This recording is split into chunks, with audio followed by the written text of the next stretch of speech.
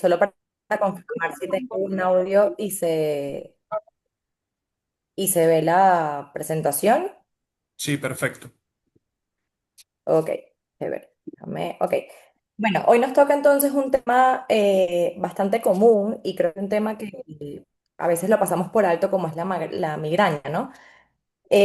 Hablo desde mi punto de vista, un punto de vista bastante personal, porque yo soy paciente migrañosa y fue una paciente muy difícil diagnóstico, entonces digamos que tengo cierta afinidad por este tema que, como vamos a ver, es importante, pues no solamente para la población en general, sino también tiene como un rasgo con las mujeres.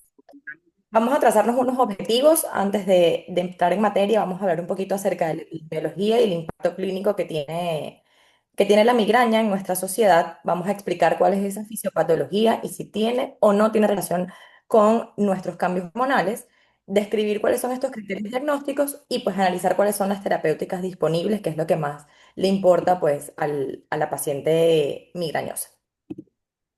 ¿Y por qué vamos a hablar de migraña hoy? Primero porque tiene una prevalencia altísima, casi el 20% a nivel mundial, afectando más a mujeres que a hombres. Y em, siendo simplemente, digamos, ser mujeres ya es un factor de riesgo importante para padecer de migraña.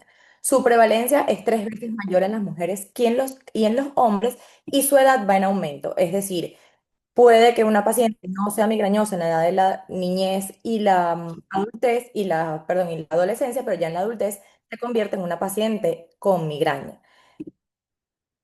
Fíjense que hay una encuesta muy grande de una casa de estadística muy importante como los Infobae, que entrevistó a más de 5.000 mujeres. Y bueno, aquí en la encuesta realmente, pues no solamente eran mujeres y hombres. Y fíjense lo importante que es la migraña. Y de hecho, si ustedes ponen migraña en Google, lo va a aparecer un montón de páginas en apoyo al paciente y un montón de foros y un montón de podcasts, inclusive, de cómo manejar pues esta situación, porque realmente el impacto social es importante. Fíjense que en 5.000 encuestados, 56% reportaba que padecer de migraña, cuando tenía migraña, le imposibilitaba hacer ejercicio, 51% no podía salir de su casa, 23% se incapacitaba inclusive hasta para tomar vacaciones, para tener una cita, y lo importante que es este número, 64% reportó tener un impacto negativo durante su desarrollo escolar y universitario. 65% de los encuestados, y esto habla de más de 3.000 pacientes, tardó al menos 3 años en ser diagnosticado. Y yo creo que este es el número que más nos debería llamar la atención y el número al que más deberíamos pues mirar, porque ciertamente la migraña afecta la calidad de vida. Y es por esto que no solo conocerla, hacer un diagnóstico oportuno, sino que también es importante pues voltear la mirada y hacer este diagnóstico para que podamos tratar de forma adecuada. Digamos que la edad promedio de aparición de la migraña es entre los 20 y los 24 años, es en la mitad, digamos, de edad fértil y, como ya mencioné, 3 veces más frecuente en hombres en mujeres que en hombres, perdón. Pero entonces, ya entrar un poquito en materia, ¿qué es la migraña? Y la migraña se define como una cefalea, porque es un dolor de cabeza, que está caracterizado por ser un trastorno episódico, ¿ok? No es un dolor de cabeza tensional, que puede ser recurrente, sino que suele ser episódico. ¿Cuál es el elemento central de esta patología? Pues principalmente una cefalea que es de muy fuerte intensidad y que generalmente está asociada a algo. Esta cefalea puede estar asociada a trastornos neurológicos o síntomas neurológicos, como vamos a ver más adelante, y generalmente también puede estar asociado a vómitos o a náuseas. Puede o no, como vamos a ver, estar asociado a un aura. Digamos que el aura es estos signos neurológicos, y aquí hay la diferencia entre pródromo y aura, que pueden predecer esta aparición de la cefalea, pero también tenemos, y esto sí es en el 85% de los casos, una fase premonitoria. ¿Qué quiere decir la fase premonitoria? Hay alguna alteración que puede inclusive suceder 8 horas antes de la aparición de la cefalea, en donde pues, este pródromo puede estar caracterizado desde cambios de humor, algunos cambios cognitivos, muchos bostezos, y eso digamos que pertenece a este esquema estoy... Ok. A todos estos prodromos de síntomas que puede estar padeciendo la paciente, puede tener fotofobia y menciona, y esto lo diferencia del aura, puede aparecer hasta 48 horas previa a la aparición de la cefalea. Solamente pacientes que ya tienen el diagnóstico y que hacen un análisis en retrospectivo, digamos, es que pueden hacer como ese clic de, ah, estos son los prodromos de mi evento migrañoso. Luego está Laura, que fíjense que es mucho más cercano a la aparición del dolor. No sé si ven mi puntero, vamos a arreglarlo acá. Que es mucho más cercano a la aparición del dolor. Fabián, no sé si me puedes ayudar quitando la sala de espera para que no nos interrumpan los participantes. Yo creo que no lo puedo hacer desde acá porque no soy anfitrión, porque está entrando full gente para que no estén en la sala de espera. Vale, Ok, voy a hacer eso. entonces, vale. Entonces tenemos el aura que sí es un periodo mucho más corto antes de la aparición. Se habla que, digamos, el tiempo promedio son 2 horas para que este comience a aparecer y luego entonces sí tenemos la aparición de la cefalea, que es esta línea roja que ven ahí, que va de menor a mayor intensidad y que tiene unas características muy específicas. La cefalea o el tipo de cefalea de la migraña no es igual a una cefalea que podamos tener por estrés, por aumento de las cifras tensionales, por alteraciones en la agudeza visual, sino que la cefalea de la migraña tiene unas características. Primero, que es unilateral, generalmente está asociada o está ubicada en el área frontotemporal o temporofrontal, más bien, porque generalmente es eh, temporal, suele ser pulsátil y está acompañada de otros síntomas que generalmente son neurológicos, muy probablemente de fotofobia, de sonofobia y de osmofobia, y esto, como les digo, es algo muy particular y está asociado pues con cada tipo de paciente y cada gatillo que tenga.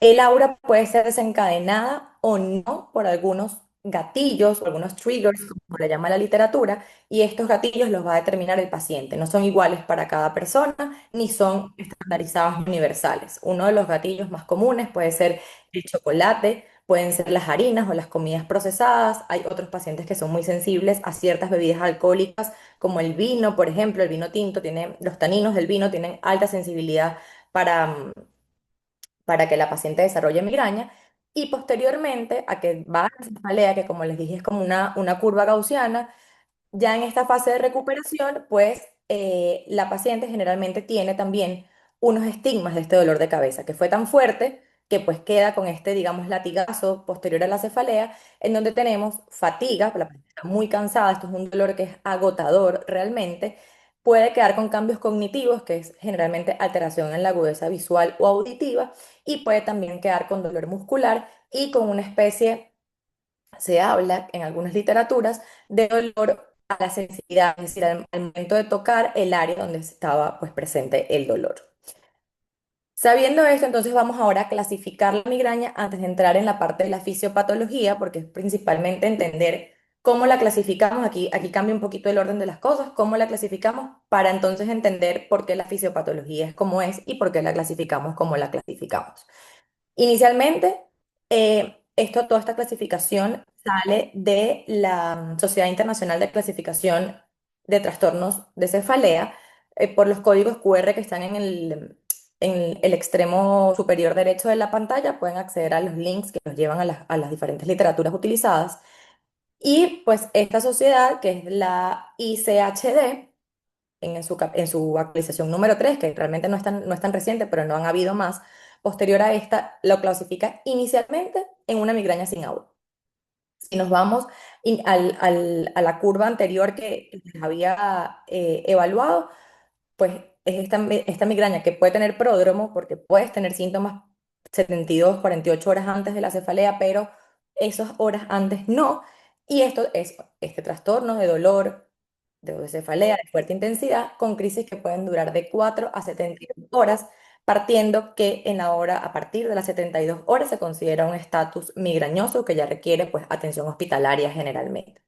La migraña sin aura tiene características típicas, es la característica típica del dolor migrañoso, unilateral, pulsátil, de intensidad que puede ser de moderada a severa, suele empeorar con la actividad física y es por esto que las pacientes con migraña pues se quedan en casa y tratan de disminuir esos estímulos que les generan este gatillo, pero posteriormente quedan muy agotados. Y generalmente también está asociado a estos síntomas neurológicos, pero estos síntomas neurológicos son durante el dolor, no previo al dolor. En la migraña que vamos a hablar ahorita un poco más adelante, que es la migraña asociada a la menstruación, generalmente es migraña sin aura. Generalmente no está asociado a ningún signo neurológico previo a la aparición de la cefalea. Ahora, la migraña con aura, ya esto, de hecho, la manera de tratarlo es completamente también diferente, la manera de abordar el tratamiento es distinta.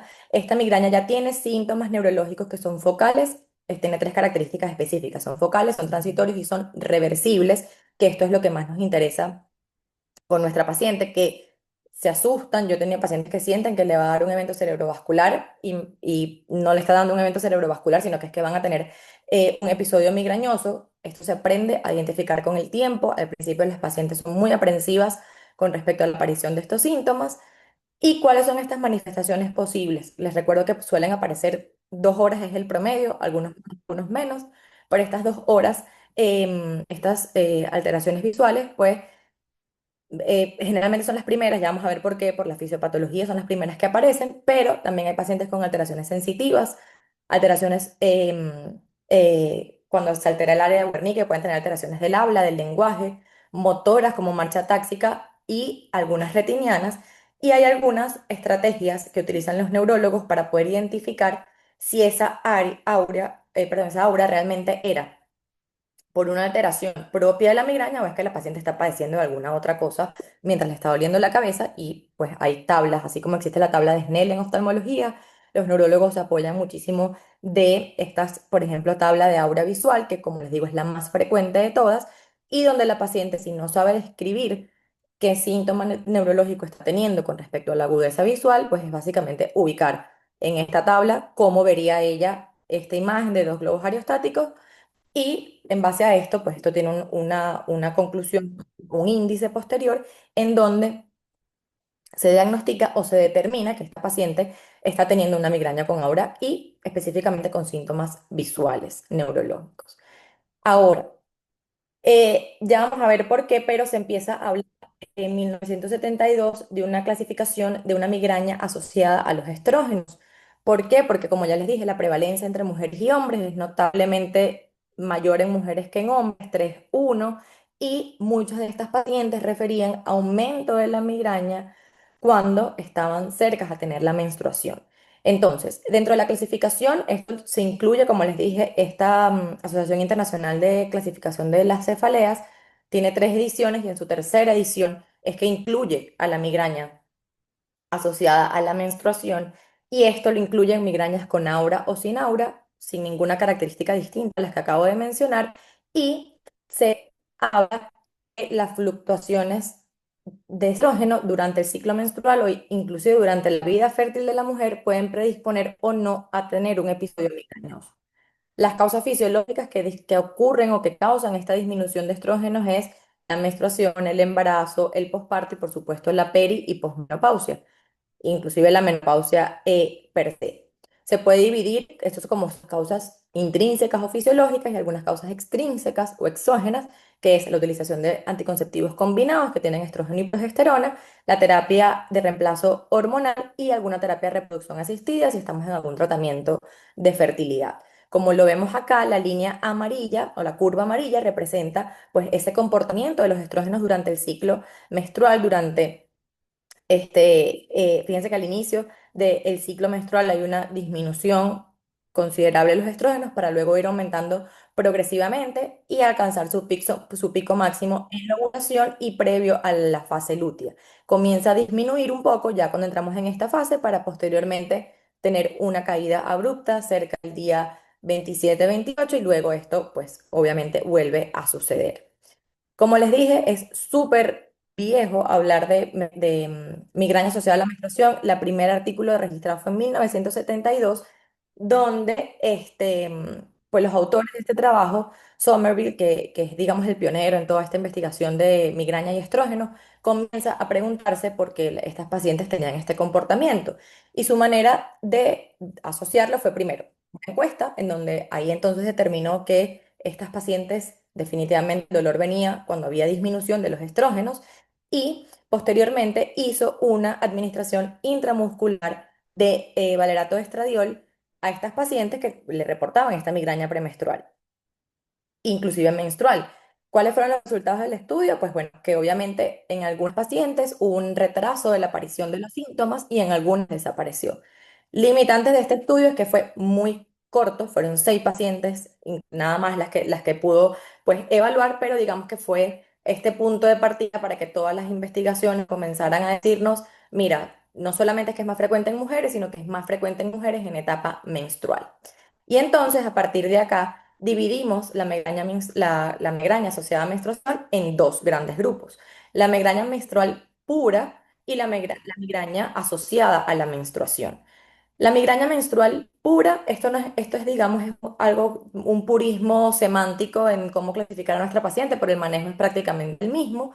Esta migraña menstrual pura, ¿qué nos va a decir? Que la paciente tiene migraña con o sin aura en un tiempo establecido durante la menstruación. Es decir, puede ser desde 2 días antes hasta 2 días después del día de sangrado. Fíjense que aquí, día 27 y 28, sangra el primer día de la menstruación, pero el sangrado puede aparecer inclusive hasta en el día 3. Literaturas un poco más antiguas, de 2021-2020, establecen que puede prolongarse hasta el año, hasta los 5 días posteriores a la menstruación, pero que es importante acá, que no ocurre fuera del periodo menstrual. Y como les mencioné, puede presentarse con o sin aura. Repito, esto es algo puramente de clasificación y semántica porque el manejo es exactamente el mismo. La migraña asociada a la menstruación, digamos que es un poco más flexible, en donde no solamente aparecen estos 2 días previos o posteriores al inicio del sangrado, sino que ocurren otros días del ciclo. Hay algo importante con estas dos clasificaciones, y es que la paciente debe reportar que esto se repite de por lo menos 3 ciclos. Es decir, valga la redundancia con la palabra, que esto es cíclico. No es que es una migraña esporádica, no es que coincidió con el consumo de algún gatillo o de algún alimento prodrómico, sino que, mira, verdaderamente la paciente tiene esto asociado a su menstruación. ¿Y cómo lo sabemos? Porque ocurre de esta manera y se repite por lo menos en 3 ciclos. Entonces, este es el mismo gráfico que les mostré anteriormente, solamente que aquí confluyen pues las otras hormonas del ciclo menstrual, pero la curva gris es la que nos habla de los estrógenos, que como ya se pudieron dar cuenta, es el responsable de la migraña asociada a la menstruación o migraña pura de la menstruación. Esta es la hormona, digamos, que tiene mayor cabida y la línea punteada representa la aparición de la migraña. Entonces, fíjense que hay un aumento de la aparición de migraña cuando estos estrógenos disminuyen al inicio del ciclo, pero ojo cuando se acaba el ciclo, cuando se está acabando ya la fase lútea, donde la paciente suele tener mayor susceptibilidad a esta migraña. Por eso es que se habla que aparece 2 días previos al sangrado o en los primeros 3 a 5 días. Esto es hablando de cómo va avanzando y para ya ir comenzando a entrar en lo que es la fisiopatología de la preeclampsia, que van a ver unos gráficos un poquito complicados, pero realmente voy a tratar de que la explicación sea bastante sencilla. La preeclampsia parto de la premisa, perdón, la migraña parto de la premisa que es como la preeclampsia. Tiene un montón de teorías en las que se asume cómo actúa fisiopatológicamente, pero realmente no hay una teoría determinada o una teoría confirmada de la preeclampsia. Entonces, repasando rápidamente, tengo un gatillo y este gatillo puede ser una predisposición genética, puede ser un alimento, puede ser una alteración ambiental, una exposición ambiental o algún evento disruptor que nos haga padecer de migraña. Comienzo a tener la fase premonitoria o pródromo de la preeclampsia, ay Dios, de la migraña, en donde puedo tener desde, les mencioné, bostezos hasta alteraciones del estado de ánimo. Luego comienza el aura para las pacientes que la padecen, donde ya hay síntomas neurológicos graves y que pueden ser percibidos por la paciente, son muy claros de percibir y cuya principal o mayor alteración son las visuales. Finalmente, pues viene el pico más alto de esta patología, que es ya el dolor de cabeza o la cefalea, donde ya puedo tener una cefalea de alta intensidad que tiene alteraciones sensoriales, tiene, pues obviamente, dificultad para la concentración y realización de actividades físicas. Esto causa discapacidad en la paciente o el paciente que lo refiere. Un paciente con migraña tiene que ir a su cuarto o tiene que ir a un lugar tranquilo, sin ruido, sin luz, y por ahí puede pasar 4 horas.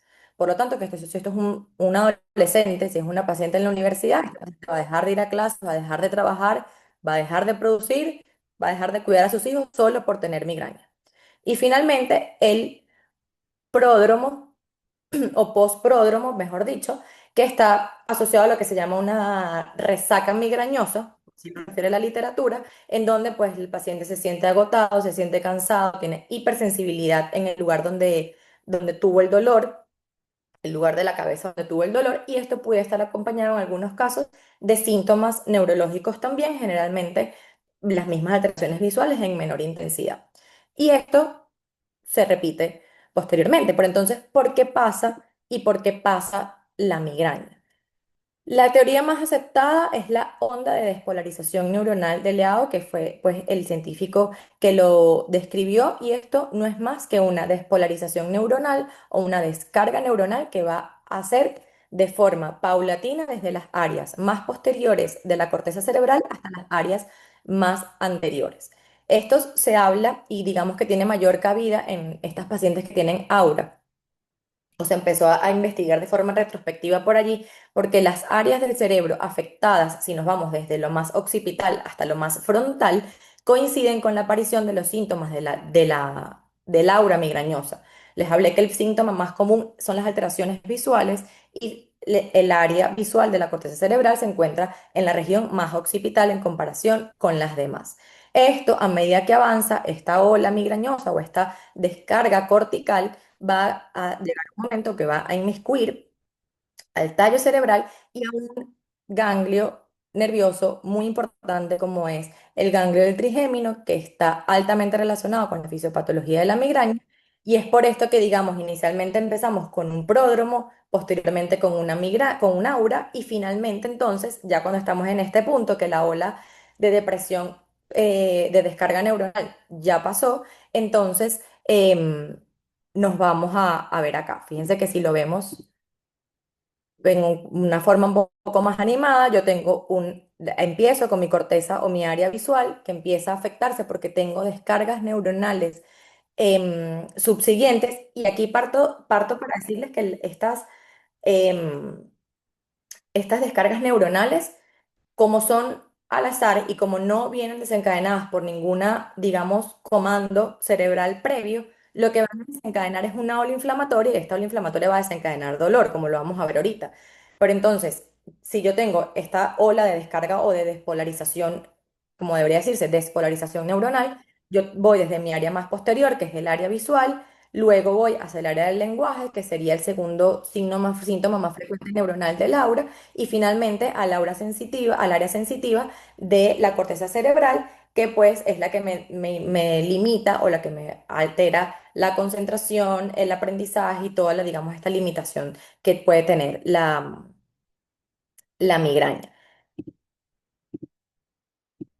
Ya aquí, fíjense que esto se ve complicadísimo, pero yo no quiero que se fijen en las líneas pequeñas de esta gráfica, sino que les dije que aquí teníamos el tallo cerebral, el dolor viene desde la parte más, o esta onda de despolarización viene desde la parte más occipital hasta la parte más frontal, pero cuando estamos más o menos a nivel temporal, esta ola de despolarización se encuentra con el ganglio trigeminal, y entonces aquí se desencadena no solamente una respuesta nerviosa y una respuesta al dolor, y el hecho de que afecte el ganglio trigeminal, como lo vamos a ver más adelante, afecta algo que se llama sistema trigémino vascular, en donde me va a tener la caracterización del dolor, y es por esto que la migraña es unilateral y tiene ciertos puntos de apoyo que suelen ser más, que lo hace más frecuente, y esto me hace una cascada fisiopatológica en donde tengo aperturas de canales o activaciones de las caspasas, liberación de mediadores proinflamatorios, tengo activación em, de la barrera hematoencefálica, específicamente de los astrocitos, que me permite una permeabilidad a este sistema nervioso central que yo no tenía antes. Es por eso que hay una fotofobia importante, por eso que hay alteración o sensibilidad también a los sonidos. ¿Y qué pasa entonces en las migrañas que no tienen aura? Las migrañas que no tienen aura pasa exactamente lo mismo, sin lo que este gatillo trigeminal o trigeminovascular se hace de forma silenciosa y la paciente no lo puede predecir. El circuito del dolor de la migraña se va a originar entonces cuando se activa este sistema trigeminovascular, que lo vamos a ver ahorita, donde vamos a ver la caracterización del dolor. Y este sistema trigeminovascular, que se encuentra más o menos acá donde yo tengo el puntero, va a activar diferentes terminaciones nerviosas de este nervio trigémino, que recordemos que tiene cuatro, principalmente en el área facial, y esto me va a ocasionar una depresión, de la activación de, digamos, los sistemas de defensa del sistema nervioso y me va a activar una cascada proinflamatoria. Además de esto, hay un aumento de ciertos neurotransmisores, como puede ser la serotonina principalmente, y se habla que también el estradiol puede ser un gatillo. Digamos que el estradiol puede funcionar como una especie de buffer o que haga una especie de homeostasis en este sistema inflamatorio, pero cuando cae, la mujer no tiene cómo defenderse y por lo tanto pudiese ser un poco más frecuente. Como les digo, esto todo es teorías de la migraña, no son eventos fisiopatológicos generalmente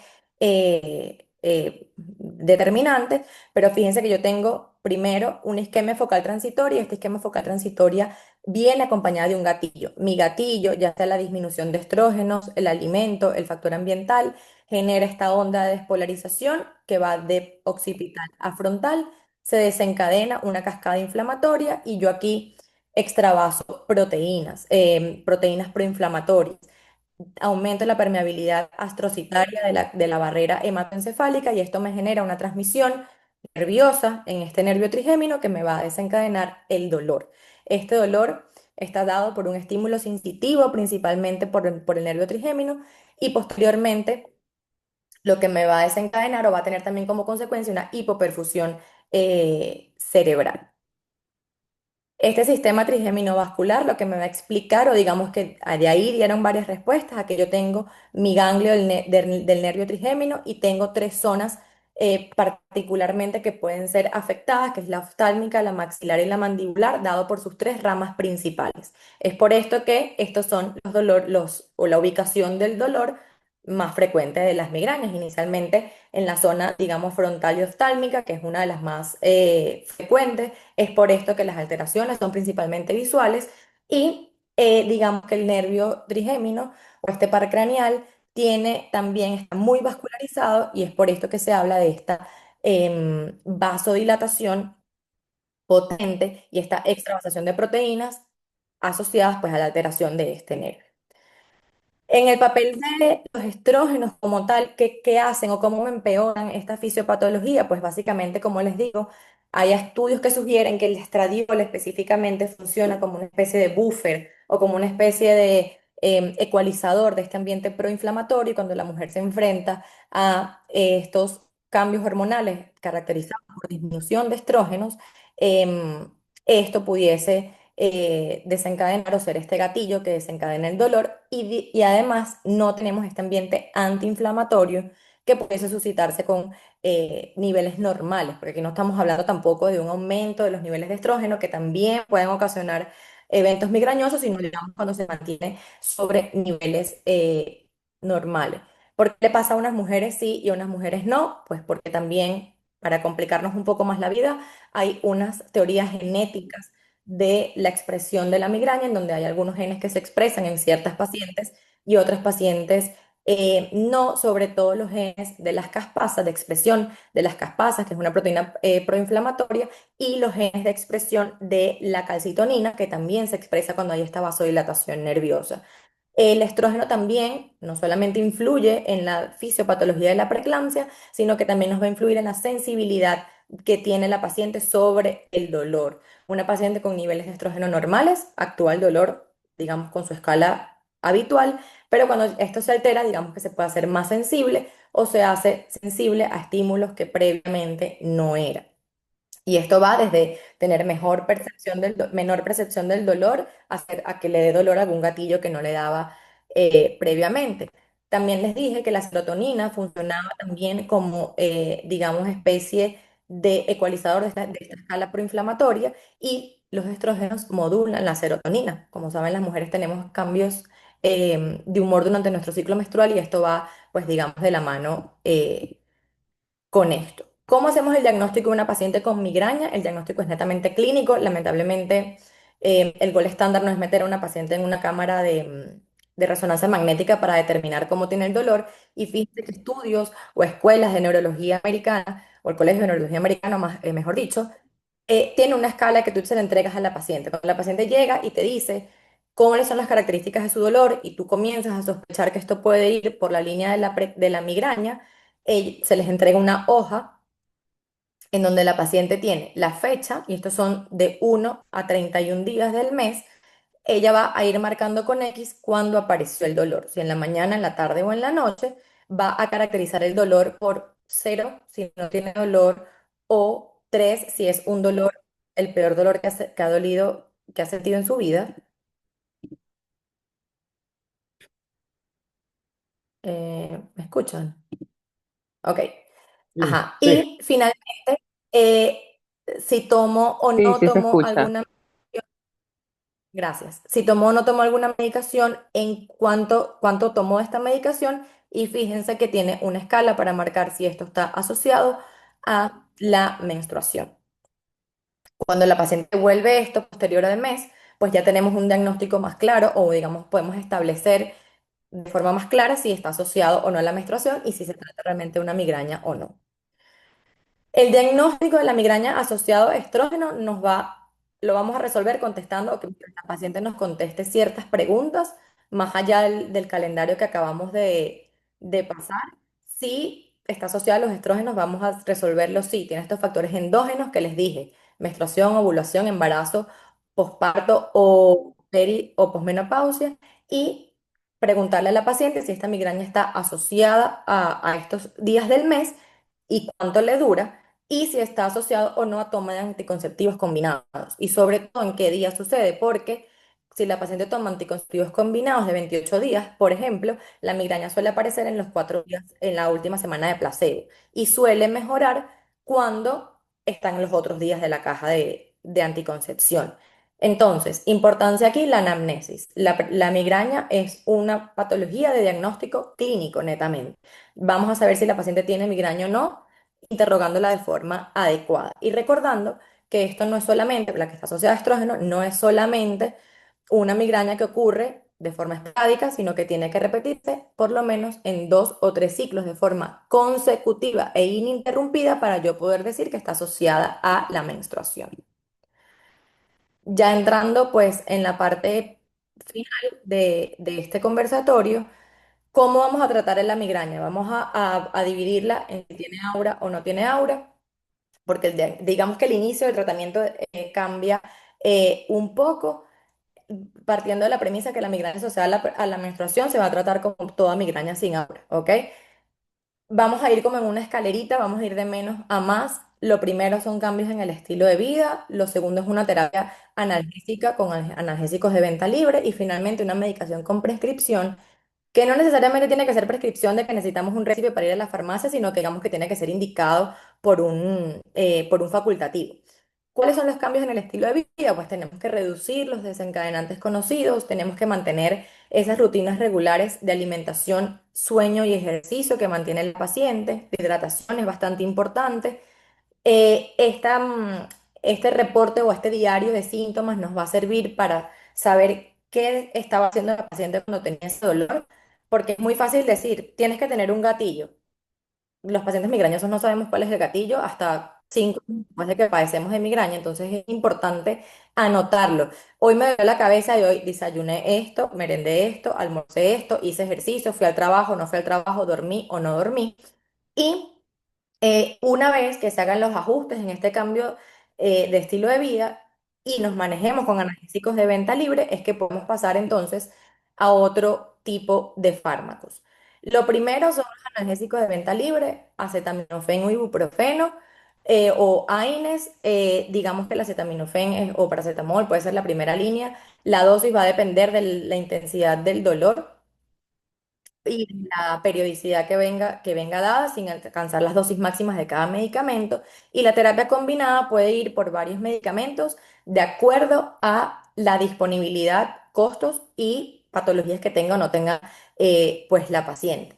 Tenemos la terapia combinada que puede estar dada por triptanes inicialmente. Estos triptanes alcanzan una dosis máxima de 200 miligramos y 100 miligramos al inicio del dolor y ellos lo que van a hacer principalmente es inhibir los receptores serotoninérgicos que van a estar ubicados en estos vasos sanguíneos intracraneales y por lo tanto van a permitir que se reduzca la vasodilatación y la inhibición de ciertos neurotransmisores y ciertos neuropéptidos que van a estar pasando. Van a modular también la acción de este nervio trigémino y de esta acción troncoencefálico, nervio trigémino, etcétera, que me desencadena el dolor. Los ergotínicos es otra estrategia de medicación que puede estar, todo esto, lo que estoy mencionando es aunado a el analgésico, ¿ok? El ergotínico también actúa en estos receptores serotoninérgicos y dopaminérgicos y él va a ocasionar una vasoconstricción intracraneal, es decir, vamos a hacer el efecto antagónico a la fisiopatología de la preeclampsia, de la migraña, estoy empeñada con la preeclampsia, va a ser un efecto antagónico a esta fisiopatología de la migraña y tiene algo muy positivo que no tienen los triptanes, que es que tiene sinergia con la cafeína. Como les dije, la migraña tiene en su fisiopatología la vasodilatación. Esta vasodilatación me permite la exacerbación al medio extracelular de ciertos agentes que me pues, desencadenan toda esta cascada inflamatoria y la cafeína puede actuar como pues, vasoconstrictor o aunar a la absorción tanto gastrointestinal de los ergotínicos y aumentarme la vasoconstricción cerebral. Con los ergotínicos tenemos que tener solamente, y con la cafeína, cierta precaución, que es pacientes con patología cardiovascular severa o patología como la hipertensión arterial no controlada. Estamos hablando de que aumenta la vasoconstricción, entonces ojo con estos pacientes. Y la cafeína es un muy buen aliado de la migraña, inclusive tomarla o consumirla durante el evento migrañoso, solo en aquellas pacientes que la cafeína no sea un gatillo, ¿ok? Se habla que la prevalencia de que la cafeína sea gatillo es menor al 5%, pero bueno, siempre existen los fueras a las normas, las excepciones, y hay pacientes que cuando determinan y hacen su diario de migraña, se dan cuenta que pues cada vez que tomaban café le daba migraña, entonces ojo con mandar medicación que tenga cafeína en estos pacientes que tengan este tipo de aura. De resto, es un medicamento muy bien tolerado, es de fácil acceso, es económico en comparación con otros medicamentos para la migraña, entonces siempre tomarlo en cuenta. Otras medicaciones con generación un poquito más nueva, pero que son altamente costosos, que sí necesitan prescripción médica y que generalmente se utilizan es cuando ya los ergotínicos y los tritanes no fueron suficientes para tratar estas alteraciones, son los titanes y los heptanes que no me va a ocasionar una vasoconstricción, sino que tienen otro mecanismo de acción antiinflamatorio desde el punto de vista de inhibir la salida de estos neurotransmisores a nivel cerebral. Y lo positivo, digamos, de esta nueva generación, así como los anticonvulsivantes también tienen generaciones nuevas, estos tratamientos nos permiten tal vez utilizarlo en pacientes que tengan resistencia a los tratamientos que les mencioné anteriormente o que tengan un evento coronario agudo o que tengan alguna alteración o contraindicación de los otros medicamentos. Importante que estos medicamentos no tienen estudios en migrañas asociadas a la menstruación o migrañas puras de la menstruación. ¿Qué hacemos con la migraña que tiene aura? La migraña que tiene aura, como les dije, tiene ya afectación neurológica. Y aquí digamos que la hipoxia y la despolarización neuronal es un poquito mayor. Y aquí tenemos que, digamos, que ir con todo, analgésico, triptanes y ergotínicos, digamos que son las tres líneas de tratamiento.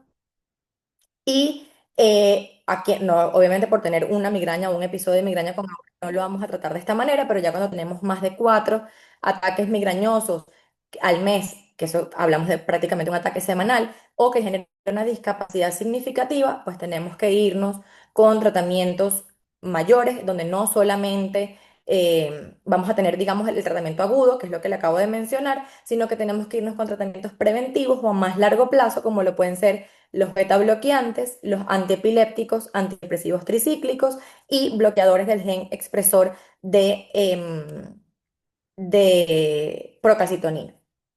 Esto es de manejo especializado, de manejo por neurólogos, pero se los traje para que sepamos que hay algo que utilizar en pacientes con estatus migrañosos o con migrañas que tengan pues esta frecuencia o esta discapacidad significativa donde ya el tratamiento convencional se nos aleja un poquito. En cuanto a la migraña y la anticoncepción, y cierro, ya, ya estoy por terminar, nos vamos a cerrar solamente con migraña y anticoncepción y migraña y embarazo con dos láminas para darle, digamos, un cierre no solamente a la menstrual, sino que también a la otra. La migraña y la anticoncepción, este es un artículo que al final es un artículo de opinión, no es tanto un artículo científico, aunque hace revisión de la literatura, pero es un artículo de opinión que a mí me llamó mucho la atención porque a veces nosotros los ginecólogos y los obstetras somos muy blanco-negro, ¿no? La paciente con migraña no puede consumir estrógenos porque está asociado y es no, o sea, y es de entrada, no puede. Y realmente, a pesar que la respuesta general es sí, los estrógenos pueden condicionarnos a tener un evento migrañoso con mayor frecuencia, es importante saber, y por aquí les hablé de la anamnesis, es importante saber si la paciente realmente tiene estos eventos migrañosos y están asociados al aumento o disminución de estrógeno de la anticoncepción. Y digamos que la literatura lo divide en dos grandes grupos. Si la paciente ya tiene una afectación cerebral suficiente como para tener migrañas con aura, darle estrógenos, digamos que no debería ser la primera opción porque puede aumentar el riesgo de algún evento cerebrovascular, pero en la mayoría de las pacientes con migraña, que es migraña sin aura, y estamos hablando de más del 75% de los episodios migrañosos, este riesgo no es tan alto y este riesgo podemos valorarlo de forma individual, ¿ok? Entonces, a manera general, migraña sin aura, podemos utilizar anticonceptivos combinados, individualizando cada paciente y teniendo en cuenta cuáles son los factores de riesgo que tiene y se aumenta o no directamente con el consumo del anticonceptivo.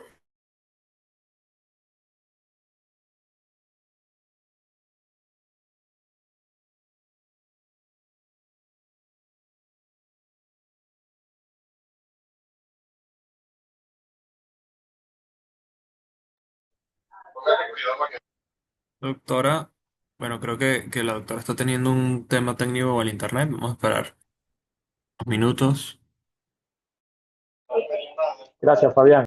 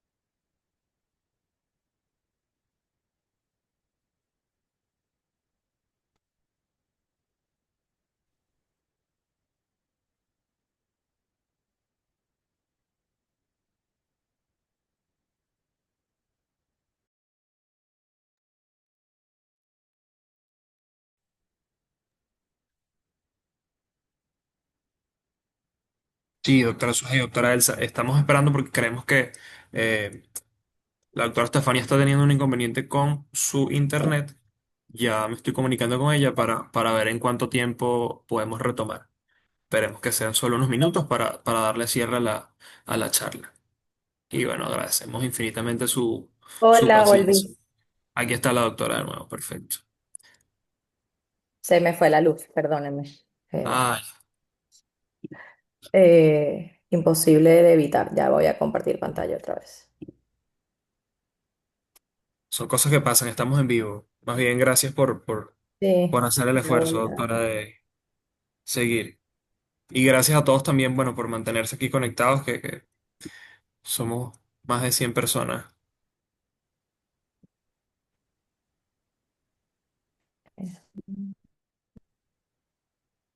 No, gracias a ustedes.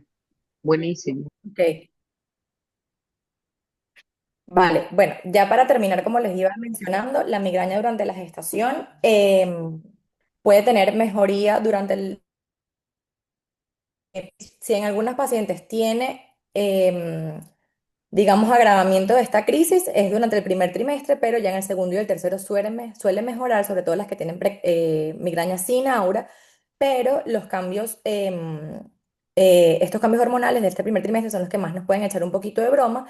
Y en el estilo de vida, con respecto al estilo de vida, digamos que aquí es donde lo que cobra más importancia. En el embarazo tratamos de no dar medicación para la migraña en la medida de lo posible. Nos vamos primero con cambios en el estilo de vida, manejo con analgésicos que puedan ser tolerados durante la gestación.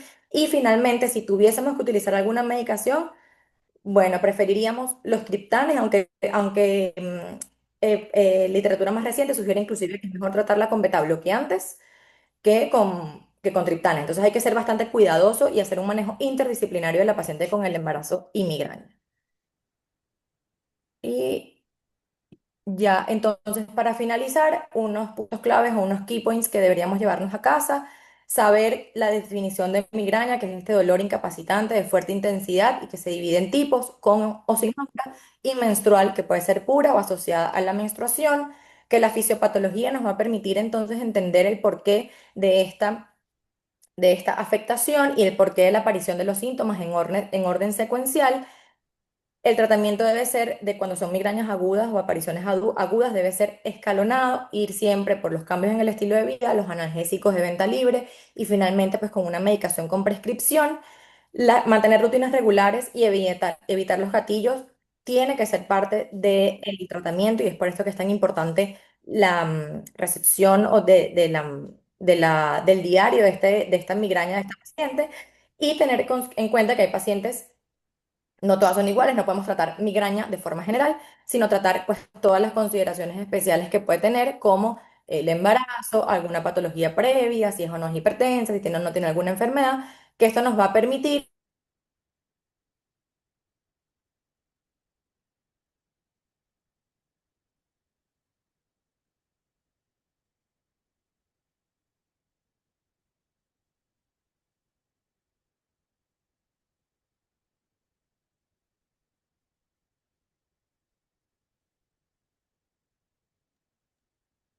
Ok, muchachos, vamos a esperar un minuto a ver si la doctora puede retomar la comunicación.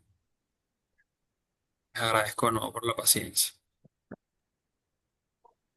Tranquilo, Fabián. Igual la señal está intermitente, por lo menos aquí en el Sí, estado sí. Trujillo. Hoy ha sido fatal. Hubo un temblor hace unos minutos No, Sí, el temblor fue horrible. El temblor fue terrible. horrible. Aquí en Maracaibo también fue horrible. De hecho, Almeris, creo que fue el epicentro en Ciudad Ojeda y en Menegrande, me está diciendo mi esposa aquí, y se fue la luz en casi todo Occidente, no sé para allá. Sí, sí, yo tampoco tengo luz en mi casa, no tengo luz ahorita. Estoy en casa de un Ah, familiar ahorita. Fue terrible. Volví.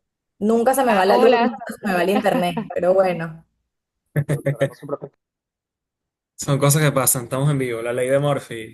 la ley de Murphy definitivamente.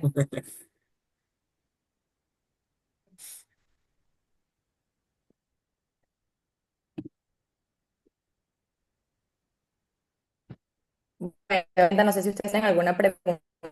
o-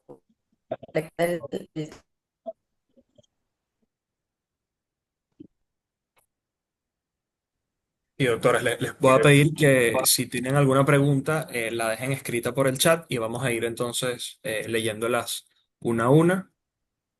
Todavía, bueno, tenemos espacio para responder preguntas. Mientras tanto, bueno, doctora, agradecerle por su exposición. De verdad creo que nos trajo un contenido de valor que sé que va a ser muy útil para todos los asistentes de la conferencia y un poco eso, para ver esos detalles de una patología que es altamente prevalente, pero que dejamos a veces de lado o que no conocemos a profundidad.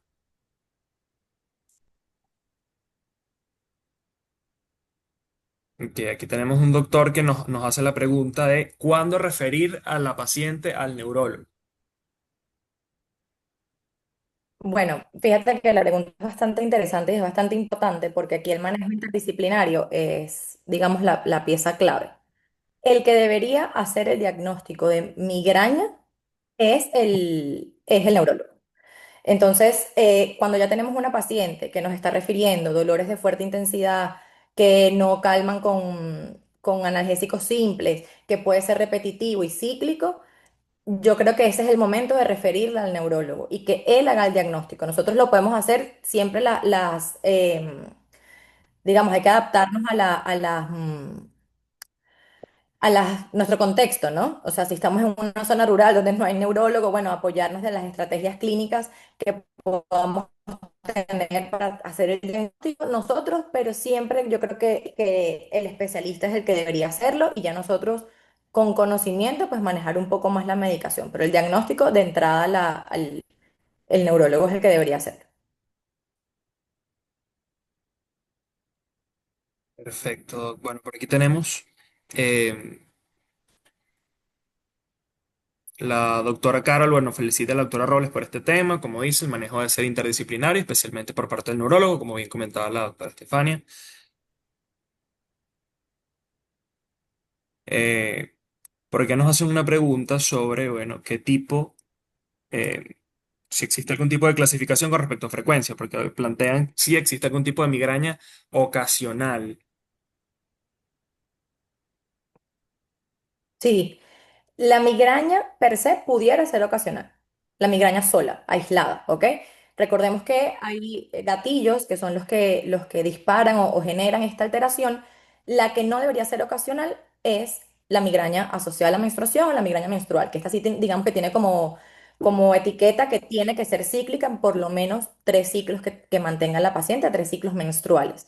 Pero sí podemos tener un dolor migrañoso o un dolor tipo migrañoso de forma ocasional, es decir, si no estamos expuestos a un agente de forma continua, sino de forma excepcional, pues vamos a tener una migraña en ese momento. Algunos reportes indican que generalmente este dolor debería aparecer por lo menos 3 veces al año para poder considerarlo migraña, pero si no, le dan como el estigma de dolor tipo migrañoso. Pero yo creo que aquí también radica la importancia de que sea un neurólogo el que haga ese diagnóstico, porque la migraña es una etiqueta. Y es una etiqueta como decirle a una paciente que es obesa, como decirle a una paciente que es preclántica. O sea, usted le está poniendo una banderita a esa señora y le está diciendo, usted es migrañosa. O a ese paciente diciendo, usted es migrañoso. Entonces, es algo bastante serio de manejar. Excelente. Y aquí, bueno, la doctora Luisa Ibarra nos pregunta, bueno, nos dice primero todo excelente, y pregunta sobre la conveniencia de usar dipirona como alternativa terapéutica. Sí, claro que sí. Yo creo que lo importante es ir de forma escalonada en cuanto al manejo de los analgésicos. En los AINES, digamos que tenemos un poquito más de opciones que podamos utilizar y todos los analgésicos son válidos a la hora de manejar dolor, porque aquí estamos manejando el dolor de fuerte intensidad. Entonces, sí, claro que sí, puede ser una alternativa. De hecho, bastante efectiva para pacientes migrañosos. Y nos preguntan por aquí, ¿cuál medicamento analgésico es el ideal en el primer trimestre del embarazo? Bueno, recordando o partiendo de la premisa que si podemos evitar medicación en el primer trimestre del embarazo sería lo ideal, pero en ajustándonos a las posibilidades, todo lo que tiene que ver pues con la línea del acetaminofén, digamos acetaminofén, paracetamol es lo más seguro a utilizar, no solamente en el primer trimestre, en todos los trimestres del embarazo, a pesar de la polémica que hay actualmente, sigue siendo primera línea segura para utilizar en la gestación.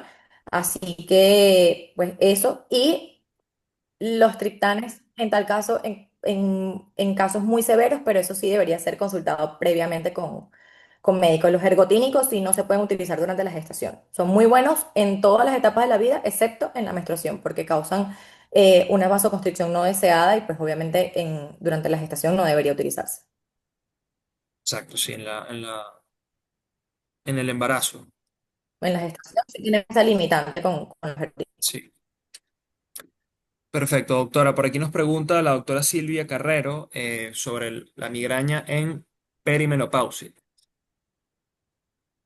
Sí, la migraña como perimenopausia está considerada como un factor intrínseco a la migraña menstrual, o sea, entra como en el mismo grupo, tanto de clasificación como de manejo, y el manejo es básicamente lo mismo. Está dado entonces por la disminución de los estrógenos a los que está expuesta la paciente en etapa perimenopáusica, y el manejo es básicamente el mismo, cambios en el estilo de vida, que aprende a identificar sus gatillos y medicación, tanto con analgésicos como con tratamiento de segunda línea.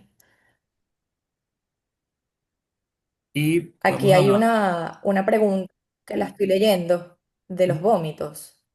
que es muy Exacto. importante que si la migraña viene precedida de vómitos hay que hidratar a la paciente. Y fíjense que la hidratación es un tema muy controversial porque realmente no hay nada en la fisiopatología que explique que tú tienes que hidratar a la paciente con migraña. Lo digo porque nosotros solemos, cuando son migrañas o estatus migrañoso, recuerdo que las pacientes ingresaban y lo primero que le ponían era una vía para hidratar así de manera automática. Y realmente la hidratación, según refleja la literatura, debería estar dada solamente en pacientes que tengan signos de deshidratación, ¿ok? Si se puede manejar la hidratación oral, pudiese hacerse, pudiese pues tomarse, pero se toma en cuenta que la paciente mientras más se sobrehidrate, más va a querer ir al baño. Y el ir al baño implica que la paciente va a tener que pararse, va a tener que exponerse a estímulos lumínicos y va a tener que, digamos, hacer un esfuerzo adicional que le va a empeorar el dolor.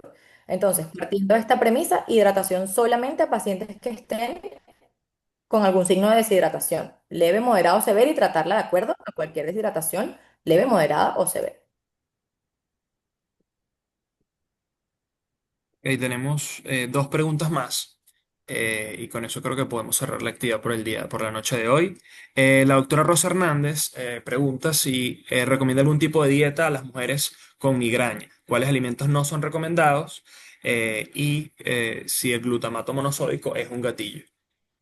Bueno, fíjate que los gatillos están ampliamente estudiados y ha tratado de hacer como una lista universal de gatillos que pueda tener una paciente.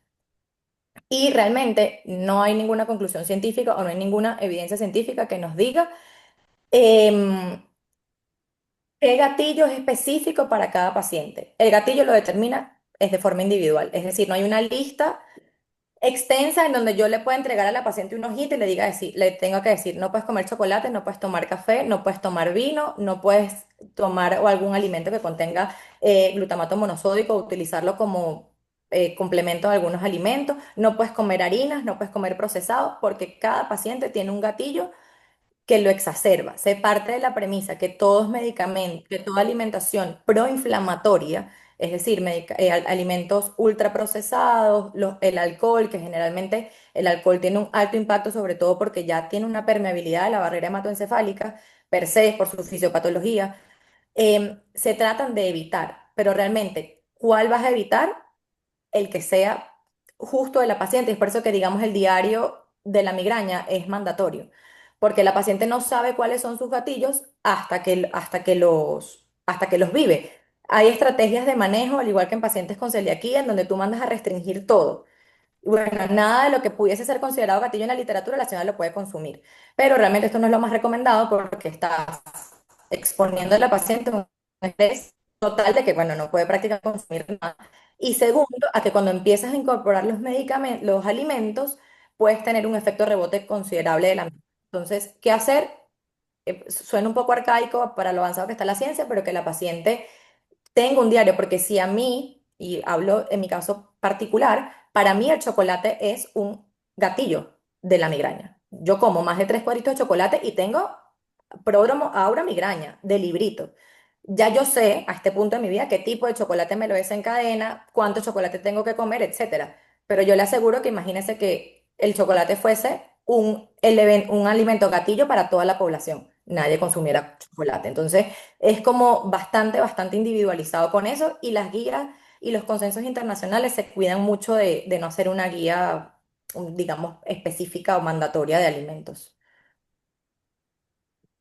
Ok, bueno, tenemos una pregunta sobre su experiencia con el uso de anticuerpos monoclonales o sea, o anticuerpos monoclonales que bloqueen el péptido relacionado con el gen de la calcitonina para casos refractarios. Bueno, de hecho, evidencia 1A. Experiencia personal no tengo con este medicamento porque honestamente yo trato mucho con pacientes gestantes y esto es un medicamento que no está indicado en la gestación, pero es evidencia 1A para casos refractarios porque realmente, como recordamos, este gen expresa la calcitonina, está incluido directamente en la fisiopatología de la migraña y de hecho es o sea, digamos que es el tope de línea. Sin embargo, son muy cuidadosos en su uso, primero por el costo, son los medicamentos más costosos del mercado, porque bueno, son fármacos monoclonales. Segundo, debemos pasar antes por el consumo de ergotínicos o de triptanes antes de entrar con este medicamento.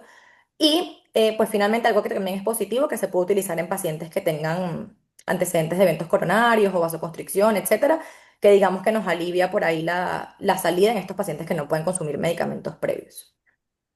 Perfecto, doctora. Bueno, la doctora Rosa Hernández nos da el comentario sobre que algunos autores opinan que la migraña tiene partida en el aparato digestivo, como pudimos conversar. Y la última pregunta de la noche de hoy, de la doctora Iliani Castellanos, es sobre mujeres que padecen depresión o trastornos de ansiedad. ¿Cuál sería el tratamiento más seguro para la migraña que está asociada a menstruación? Si tenemos algo. Bueno, fíjate que hola Ilian, para la migraña asociada a la menstruación, no solamente la asociada a la menstruación, la migraña en general, si tenemos recurrencia, si tenemos más de 4 episodios al mes y si estos episodios están acompañados de un aura que puede ser incapacitante para la paciente o que genera vómitos incoercibles, etcétera, podemos ya considerar otro tipo de terapias y que pues digamos que aquí se une con pacientes que tengan, sobre todo con trastornos depresivos o rasgos depresivos mayores, que son los inhibidores de la recaptación de serotonina, que sabemos que tienen pues, alta afinidad con la migraña o con el desarrollo de la migraña, más la patología de base emocional de la paciente, en este caso es la depresión. Con respecto a los trastornos de ansiedad, pudiese también funcionarle de la misma manera, pero estos medicamentos que son preventivos, porque estos medicamentos ya los beta bloqueantes, los antidepresivos, son ya preventivos, sí tienen que estar indicados netamente por un profesional como en este caso pues sería un neurólogo, que sería lo ideal, porque son medicamentos de manejo y de cuidado, digamos, vigilancia estricta. Ok, Sin duda, el perfecto. manejo es del neurólogo, estamos de acuerdo. Perfecto, bueno, doctora Estefania, la verdad que infinitamente agradecido por su tiempo, por la presentación, la clase magistral que nos dio hoy, realmente de alto nivel. Agradecerle también a todos los asistentes que, bueno, a pesar de las vicisitudes, a pesar del temblor y demás, estuvieron conectados. De hecho, llegamos hasta a 135 personas conectadas en la conferencia. Vamos a dejar grabamos la conferencia, por lo que esperamos poder subirla pronto al canal de YouTube del Grupo Leti para que, bueno, puedan recibirlo y compartirlo. Y bueno, finalmente, pues darle las gracias de parte del Grupo Leti a todos por haber compartido otro espacio de MED de nuestro programa de educación médica continua. Entonces, nos vemos en una próxima ocasión y muchísimas gracias. Muchísimas gracias por la invitación. Hasta luego, gracias. Bueno, gracias. Hasta luego. Feliz noche para todos.